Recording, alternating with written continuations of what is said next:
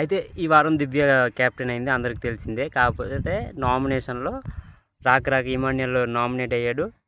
ఓకేనా, నామినేట్ అయిన తర్వాత బిగ్ బాస్ ఏం చెప్పాడు ఇది ఎవరికి, దివ్యకి ఏంటంటే, మీకు ఒక పవర్ ఇస్తున్నాను, అదేంటంటే ఇది వీళ్ళందరిలో ఒకరిని సేవ్ చేసి ఒకరిని నామినేట్ చేయాలి డైరెక్ట్గా అని బిగ్ బాస్ చెప్తే, దివ్య ఇక్కడ ఏం ఫిట్టింగ్ పెట్టింది తెలుసా? ఇమాన్యుయల్ని సేవ్ చేసి తనుజని నామినేట్ చేసింది, డైరెక్ట్ నామినేషన్. ఇక్కడతో దివ్య ఇంకా తనుజ ఫైట్ జరుగుతుంది అనమాట, ఫైటింగ్ కిక్ బాక్సింగ్ జరుగుతుంది వాళ్ళిద్దరిది.